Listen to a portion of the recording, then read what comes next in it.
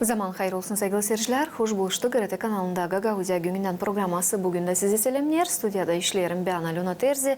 Misafirlerimiz şansora stüdyamızda yanımızda duruyorlar. Hem isterim söylemeye. Bugün stüdyamızda birkaç misafirimiz var. Bu sebepten hepsinize teklif ederim. Bizimle birlikte bugün de olasınız.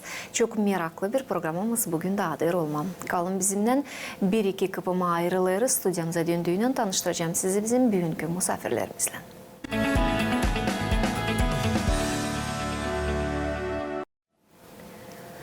Sevgili seyirciler, herkesiniz bilirsiniz şansora hani April ayı, çiçek ayı Gagauzya'da adandı bizim ana dilimize, Gagauz dilimize. Programlarımızda, haberlerimizde biz derinden açıklarız size ana dilimizin manasını hem o kurumlar için anladığımız angıları kendi katkısını bizim dilimizin ilerlemesine koyarlar hem bu orada çalışırlar. Bugün biz anlatacağız size, biz dediğinle misafirlerimizle beraber anlatacağız size ne iş burada yapır tiyatro. Deniz Tanasoglu adına Gagauz Milli Tiyatro'nun uzmanları bugün bizde stüdyamızda. Tiyatronun öndürücüsü Mikhail Gagauz. Zaman hayır olsun Mikhail, hoş geldiniz stüdyamıza. Bir genç aktör Andrei Recepov bugün stüdyamızda. Zaman hayır olsun Andrei, hoş geldiniz stüdyamıza. Hem Natalya Konstantinova bugün stüdyamızda. Deniz Tanasoglu adına Milli Tiyatro'nun kostüm uzmanı. Zaman hayır olsun Natalya, hoş geldiniz stüdyamıza. Mikhail, elbette başlayalım sizden. Söylediğim seyircilere de ne yapır tiyatro, Gagauz dili ilerlesin diyene hem burada varınca nişanlayalım. Hani bitki yılların süresinde bu adım gerçekten, bu basamak gerçekten yüksekle kalktı. Ne soy işlersiniz bugün Gagauz dilinden? Bu proses ne soy geçer? Spektaklleri Rusçadan Gagauzça'ya çevirmek mi? Yoksa Gagauz dilinde onları yazmak mı? Biz bilirsen yarışmaklar olurlar. Burada bu proses ne soy gider tiyatroda? Buyurun. Öncelikle isterim söylemek hepsine zaman hayır olsun. Bizim seyredicilerimize isterim söylemek Gagauz dili için. Gagauz dili bizim tiyatro için pek önemli bir dil. Neden? Çünkü bizim tiyatromuz çalışır Gagauz dilinde, ana dilinde. Elbette ki başka diller var bizim oyunlarımızda ama öncelikle Gagauz dili. Şimdi Gagauz Milli Tiyatrosu oldu artık 28 yıl. Nice çalışır Gagauz dilinde. Hem isterim söylemeye hani bizim Gagauz dilimiz ilerledi. Bazı kişiler derler hani Gagauz dili kayıp bir köşe olmuş. Kayıp diller sayısındaymış ama isterim söylemeye bu statistika değişti. Şansora biz kayıp diller arasında değiliz. Bizim durumumuz da yüksekliğe kalktı. Hem UNESCO bizi bu sayıdan şansora çıkardı geçen yıl. Ne mutlu bize o zaman söyleyelim. Çünkü Gagauz dili pek güzel, pek şıralı bir dil. Onu lazım bilmek hem öğrenme. Biz de Gagauz Milli Tiyatrosu olarak bütün okullarda, diyeceğiz anaokullarda Gagauz dili için çalışırız. Hem çalışacağız da. Çünkü bizim davamız bu. Gagauz dilini ilerletmek. İsterim söyleme hani bizim aktörlerimiz kim eskiden Gagauz dili pek güzel laf etmediler. Şimdi çıkıp scenaya onlar pek güzel laf ederler. Hem kendileri de anladılar. Hani hiç anlamadan Gagauz dili artık tam ana dili oldu onlar için. Çünkü elbette ki hepsimiz Rus dilini kullanırız. Ama Gagauz dilinde pek güzel hepsi laf eder. Piyasaların yazması ne soy geçer, onları çevirmek ne soy geçer ki siz söylerken burada hani Rus dilini elbette ki kullanırız ama scenaya çıkıp anlarız ne kadar önemli. Bizim Gagauz dilimiz onuştan hepsi şansora güzel, yüksek orada laf ederler. Tiyatroda Gagauz dilinde Gagauz dilini bilen bir uzman var mı? Hangisi doğru diyecek, hangisi bir nasihat verecek, böyle bir ştatınızda böyle bir birim var mı diyelim? bir insan? Şimdi öyle diyeceğim ben. Bizim tiyatromuzda en baştan elbette ki Mikhail Dmitrich Konstantinov en iyi bilen Gagavuz dilini, Valentina Terzinova, ondan sonra Valentina Gümüşlü, Elena Danajı, Andrei Recepov geldi bize, yeni bir aktör. Artık yeni 5 yıl artık bizde çalışır Gagavuz dilinde. Bu yüzden isterim söyleme, hani bütün piyasaları çevirmek için bakın şimdi Başkültür Bakanlığı'nda var bir konkurs, yarışma diyeceğiz, hani çevirme piyasaları. Elbette ki bütün Gagavuz'un yaşayanları ya da yurt dışından gelen kişiler varınca pay alsınlar bu konkursta. Birkaç kişi elbette ki ya masalı ya da büyük piyasa büyükler için onlar çeviriyle Gagavuz diline.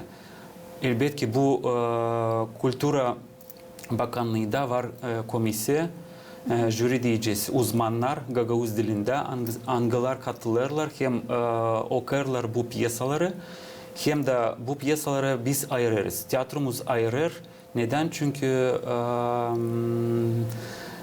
azıcık zordu bazı cümleleri çevirme Gagavuz diline. Elbette ki uzmanlar çevirirler onu tam olsun. Не подстрочный, да, перевод. Manası olsun. Manası Değişmesin manası diyelim bile. manasına yakın olsun. En azından bunun için davamız. Hem bu çeviren kişiler pek güzel çeviriyorlar Gagavuz dilinde piyasaları. Ama bizim tiyatromuz elbette ki bazı piyasaları alıp da kısaltır onları ya da cümleleri değiştirir. Elbette ki laf ederken o kişiler kim çevirdi bu piyasayı. Mahsus Gagavuz dilinde yazılan piyasalar Rusça olmasın, sadece Gagavuzça olsun. Kaç piyasanız böyle var? Angıları sadece Gagavuzça varyantı var diyelim. Spektakleler, Ben öyle angıları. söyleyeceğim. Hani, Uzun Kervan 1. Uzun Kervan 1, Mozgoroy 2. Ondan sonra Büyülü Mağaza, hangisi yazdı bizim akademik Todur Zanet, sağ olsun. Oglan Hemlyanka. Oglan Hemlyanka, en baştan Dionis Tanasoglu'nun piyasası. Hem türlü çocuklar için masallar. Angıları sadece Gagavuz dilinde. Sadece Gagavuz dilinde. Ama elbette ki bu yıl artık adadık hani Fyodor Marinoglu'nun 70 yıl dönümünü. Bu yıl onun piyasasını alacağız. Dostlar adı bu piyasanın, bu masal. Pek büyük bir masal yazmış sağ olsun. Ona da selamlarız bu stüdyodan. Hem de teklif edeceğiz onu bizim tiyatromuza ki bu yılın sonunda çıkacak bu masal. Teklif edeceğiniz seyredici olarak mı, bir konsultant olarak mı? Bir konsultant olarak neden? Çünkü piyasayı biraz kısaltma lazım. Çok uzun çünkü. Tiyatronun hakkı yok, avtorsuz kısaltma piyasayı mı? Bu proses nasıl geçer? Bana göre biraz yanlış olacak. Biz çağırmadan o kişi hangisi sağ olsun gelsin de bizim tiyatromuzda da artık laf etsin, görsün bizim aktörlerimizi. Hem de belki bundan sonra da adam alıp da yazacak büyük bir piyasa. Mikhail söylediğiniz genç aktörler Andrei Recepov ama genç dediğinden 5 yıl sonra çalışır. Andrei, siz nasıl tiyatroya düştünüz? Hem Gagavuz dilinde spektakleler, piyasalar en baştan size yakın mı geldiler? Zorluk vardı mı? Hem önemli ben sanırım Pak Gagavuz dilinde, Salt Gagavuz dilinde o uşaklara dedim bir oyun, Mozgoroy. Bu bizim gösterir etnosu. Ben pek severim bu oyununca. O gösterir değil sadece küçük bizim seyircilere ama gösterir bizim tradisiyaları, adetlerimizi. Rusaylılar için anladılar. Pek bir güzel, şavklı, renkli bir oyun. bunu sanırım hem önemli. Pak Gagavuz dilinde saydı.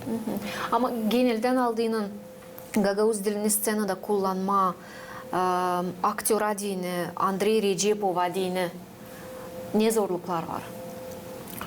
Zorluklar var proseste koymak prosesinde. O işleri biz ederiz yöneticilerle, rejisörle de geliriz bir işe. O momentte zor. Sonra gitgide biz daha ilerleriz kendi personajımı. Olar zorluklar ama daha çok yılın gider. Bu scenaya çıkmak prosesi uydurarsaydık diyelim 5 yıl geri açan siz Seyf'te geldiniz Diyanistan'a Sogladna tiyatrosuna Gagavuz dilinizin uğrunu o zaman hem bugünkü günde var mı ayrılıklık arasında? Niye soyudunuz o zaman? Hem şimdi niye soyuyorsunuz? Dil tarafından, dil uzmanı olarak. Anladım. Ben tamamen bir iki gün geri laf ederdim bu işin. Hani ben hesap aldım, ne soçuk ettim la etme tapak Gagavuz dilinde. Dil literatür tarafından dil bытовой Rusça diyeceğim. Dil bытовой ama daha çok literatüra tarafından başladım sanırım. Daha doğru, daha çekettim. Nece benim Gagavuz dilim ilerlendi. Gagavuz Milli Tiyatrosu'na göre.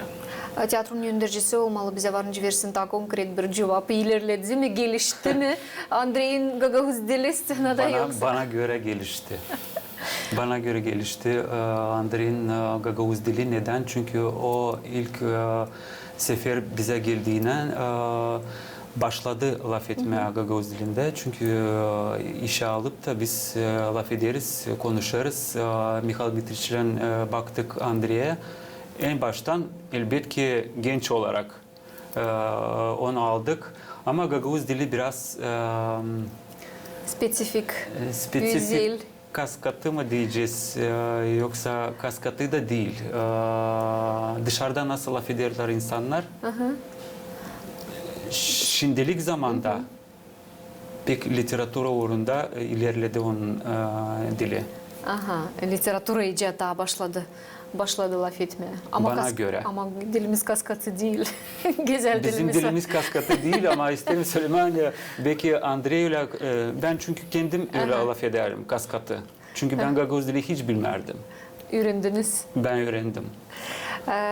İsterim söylemeye hani Gagavuz dili elbette ki ilerler hem biz de bunu seyirci olarak duyarız hem görürüz.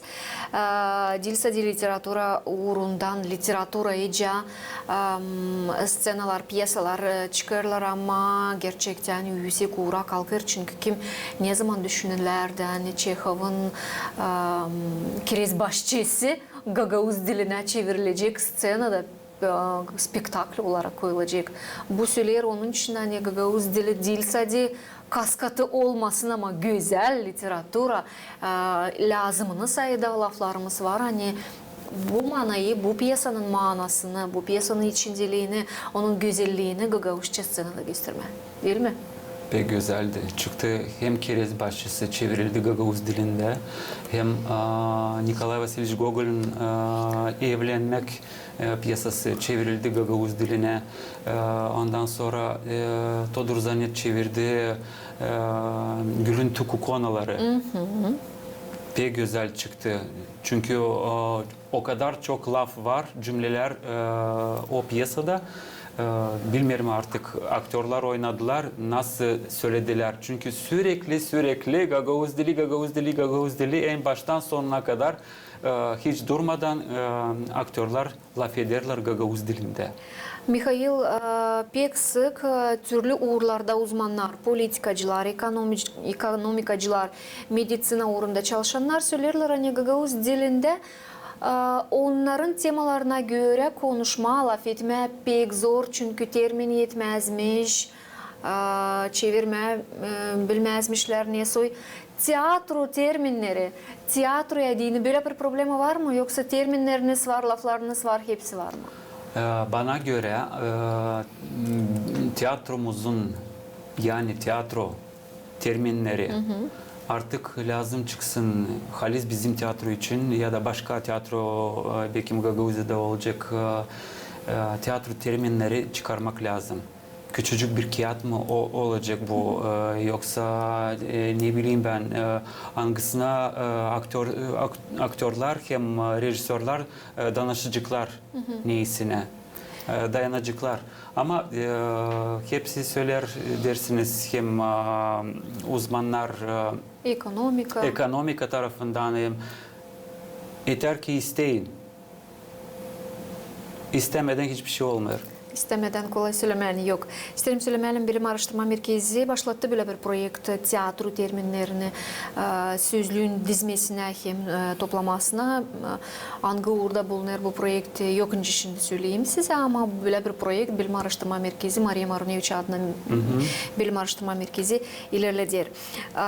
Bu başarıları elbet ki hesap alırlar, tiyatronun başarılarını elbet ki hesap alırlar değil sadece Gagauziya'da hem ama bütün Moldova devletinde hem isterim söylemeni halklar arası tiyatro asosiyatsiyalarında, birimlerinde şansora Deniz Tanasoglu adına Milli Gagauz Tiyatro'nun adını bilirler.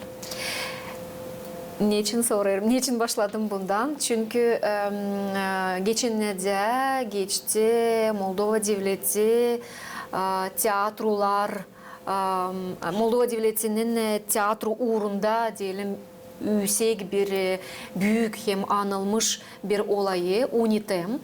UNITEM 2025. birkaç yıl sıra vardır Deniz Tanasoglu adına tiyatrosu bu yarışma mı? Yarışma değil bana kalsa. Bu yarışma mı? Yarışmaya katılır. Türlü her bir yılın var kendi spektaküllerinden katılırsınız. Hem isterim söylemeni bu yılda kalmadınız bir tarafta. Bu yılda Deniz Tanasoglu adına tiyatrosu güzel başarıları gösterdi. Bizim stüdyamızda bulunur Natalya Nikolaevna Konstantinova. Ona verildi bir ödül kostüm düzmesi, kostüm olarak bu taraftan. Premiyanın adıydı Omuldin Kulisi. Kulisler insan öyle mi? Kulis ardı. Kulislerin arkasında bir bulunan bir insan. Çünkü Natalya Nikolaevna scenada bulunmuyor ama onun işi görünür tiyatrocuların, aktörlerin üstünde, giyimlerinde, rekvizitlerinde. Ta bir ödül verildi Andreya. Hem de 3. ödül Deniz Tanasoglu adına. Adı ödülü o da verildi rejisöra Dmitri Koyeva. Ben isterim göstermeye. Bu Deniz Tanasoglu adına ödülünü bizim yardımcılarımız da yakışarsa göstersinler bize bu ödülü. Hem Mikhail Bestirman başlama elbet ki bu ödülden. Deniz Tanasoglu adına ödül Moldova Devleti'nin tiyatrocuların arasında verilen bir ödül.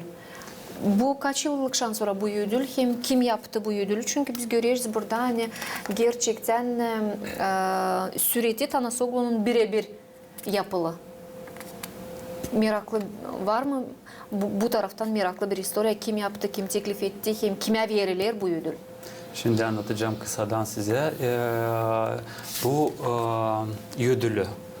Şimdi bütün Moldova'da bütün tiyatrolar varınca çıkarsınlar kendi ödülünü. Biz de Gagauz Milli Tiyatrosu Deniz Tanasoglu adına dedik artık yapalım kendi ödülümüzü ki UNITEM Gala premiyalar sürekli her bir yılda verilecek bir kişiye. Biz olduktan sonra 4 yıl veririz bu ödülü. En baştan verdik biz bu ödülü Dmitri Akhmadiyev'a. İkinci yıl biz verdik Mikhail Mitriç'e. Üçüncü yıl biz verdik Angelina Roşka'ya. Bu büyük bir kritik bütün Moldova'da, değil sadece Moldova'da. Çünkü kocaman bir kritik hangisi yerleşir bütün tiyatrocuları. Değil sadece Moldova'da ama başka devletlerde de. Bu yıl biz verdik Dmitri Koyeva. Ama bundan sonra elbet ki verilecek artık öyle düşüneceğiz. bizim ince sanat toplumumuzda, tiyatroda hani verilecek ya bizim aktörlere, ya bizim rejisöre, ya da başka bir çalışan kişiye tiyatromuzda. Neden? Çünkü artık gördüm bu yıl hepsi verir kendi kişilerine. Elbet ki azıcık paralı da. Ama verir elbet ki UNITEM parayı verir, hem Moldovan Kültür Bakanlığı. Diyeceğiz gelen seneye biz vereceğiz. Birisine kesin vereceğiz. Sizinkilerden. Andrei, bu sizin kaçıncı ödülünüz? Hem beklerdiniz mi siz böyle yüksek bir ödül? Bu benim ilk ödülüm. Moldova UNITEM Gala Premiyalarda ilk. Ben beklemerdim bunu. Ben hiç bilmiyordum, bana bir iki hafta ondan ta yetişmediğinin Gala Premiyaları söyledi Mikhail Georgievich.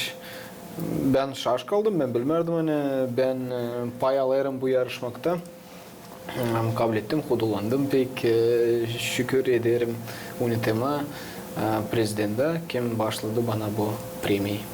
Natalya Nikolaevna, siz kabul ettiniz. Kulis ardında bulunan bir insan premiyasını, ama söyledim birazcık önce, hani hepsi giyimler, angılarını biz görüyoruz scenada, rekvizitler, onlar sizin fikrinizden, sizin yelinizden geçiyorlar. Siz bu ödülü beklediniz mi? Нет, для меня это было неожиданностью, но очень приятно. Это первая, единственная моя награда за мой труд. Я просто хочу поблагодарить и руководство театра в лице Михаила Георгиевича и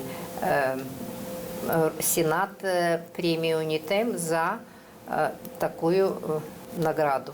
Спасибо всем большое.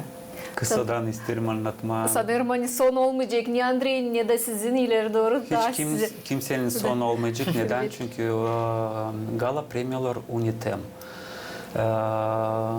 Bizim için, bizim tiyatromuz için oraya düşmek, nominasyaya düşme, bu bizim için artık büyük bir gelişme. Çünkü bütün tiyatrolar Moldova'da, angılar 50-60 yıllar bir tiyatrolar, onlar bu nominasyalara girmiyorlar. Neden girmiyorlar? Girmiyorlar çünkü var jüri. Jüri ayırırlar, seçerler. Hangisi daha iyi? Girmiyorlar mı, giremiyorlar mı? Girmiyorlar. Girmiyorlar. Giremiyorlar, o başka. Çünkü bilirsiniz hani UNITEM'de senat var. Hangisinde ben de pay alırım senatta, hem de teklif ederim. Diyelim Natalya Nikolay için söyleyeceğim iki laf, bir anamız gibi. Kulislerin arkasında, ardında artık durar da bekler kimden neyse kopacak. Ya kostümde ya da rekvizitlerde. Spektaklin süresinde. Elbette ki durar artık iğneyle hazır. Natalya Nikolayevna rahat olun. Koparıldı mı? Koparılsın. Boş verin. Türkçe diyeceğim. Bu üzere de isterim söyleme. Sağ olun Natalya Nikolayevna, sizin yerinize sağlık. Neden? Çünkü sizin gibi kişi hem dünyada az, hem tiyatroda az. Sağ ol, söyleriz biz de Natalya Nikolaevna. Misafirlerimiz az vaktimiz kalır ama mutlaka yokunca sormayayım, tabi bir soruş kısadan yakışarsa. Mikhail geçen günlerde Sankt Peterburg'da geçti 6. Halklar Arası Rus Tiyatroları konferensiyası, Berlin konferensiyası. Hem bu konferensiyada seçildi karar birkaç yeni aza bu asosiyasyaya alma. Onların arasında bulundunuz, bu 12 kişinin arasında bulundu Mikhail Gagauz da. Bu status, bu asosiyasyaya girmek ne verir Diyanistana Sogladına tiyatrosuna? Hem isterim söyleme, hani bu asosiyasyada bulunurlar Rus tiyatroları değilse de Rus dilli devletlerden öğrenci Ukrayna, Beyaz Rusya, Bulgaristan, ama Amerika, Kanada, çok devletler, Uzbekistan, Kırgızistan, Rumınya, Kazakistan bu devletlerin Rus dilli tiyatroları girerler bu asosiyatsiya. Deniz Tanasoglu adına tiyatrosuna ne önemi var bu asosiyasyonun payı olmak? Ben söyleyeceğim öyle yani bu asosiyasyaya düştüm. Hem de oraya girerken kendi kendime sordum. Lazım mı? Lazım değil. Ama bu bizim tiyatromuzun seçeneği. Neden? Çünkü bu bizim tiyatromuz için verecek büyük bir yol açacak. Neden? Çünkü insanlar, seyrediciler varınca sorsunlar. Ne var işi Gagauz Milli Tiyatrosu'nun Rus tiyatrosunun arasında? Söyleyeceğim öyle hani bu asosiyasyaya düşer değil sadece Rusya, Beyaz Rusya, Moldova. Hem Moldova düşer oraya, hem Ukrayna, hem Bulgarya, hem Türkiye, hem Kanada, hem Amerika. Kırgızistan, Özbekistan onlar da. Onlar da elbette girerler oraya. Azerbaycan da bu sayıda. Azerbaycan da orada, hepsi orada var. Neden? Çünkü bütün dünyada 300 milyon Türkçe konuşan insanlar var. Anglılar, onlar da oraya katılırlar. Neden? Çünkü tiyatro politikasız. Evet. Tiyatronun politikası o spektakli yapma, güzel spektakli yapma, hem de festivalden festivale gitmek, kendi işini göstermek, kendi dilini göstermek. Hem ben tabir katacağım, seyredicileri yeni spektaküllerle sevindirmek. Sevgili seyirciler, hem misafirler programımız yaklaştı kendi sonuna. Ben elbette isterim söylemezse sağ olasınız. Hani bulduğunuz vakit geldiniz, açıkladınız. Bekleriz yeni spektakülleri, adanmış spektakülleri. Şu an sonra söylediniz hani kısa zamanda spektaküller yeni olacaklar. Sevgili seyirciler, size de tebrik aklınıza getirelim. Hani stüdyamızda bugün misafir gibi bulundular. Deniz Tanasoglu adına Milli Gagauz Tiyatro'nun yöneticisi Mikhail Gagauz. Deniz Tanasoglu adına Milli Gagauz Tiyatro'nun aktörü Andrei Recepov hem kostüm uzmanı Natalya Konstantinova. Sağ olun, tebrik ederiz. Hepsinize söylerim. Bütün yürekten istediğiniz söyleme bir şey. Bir iş ekleyeceğim. Buyurun. Çiçek ayın 24'ünde Gagauz Milli Tiyatrosu ana dilimiz için, ana dili yurtumuz için teklif eder bütün seyredicileri gelsinler. Çadır Munisipiyası'na da görsünler 2 tane spektaklisi. Hangisi geçecek saat 11'de. Mozgoroy masalı. Uşaklar için hem akşam saat 18'de Tuzak spektaklisini görecekler. Bu spektaküller bağlı Gagauz dili ana dilimizin yortusundan.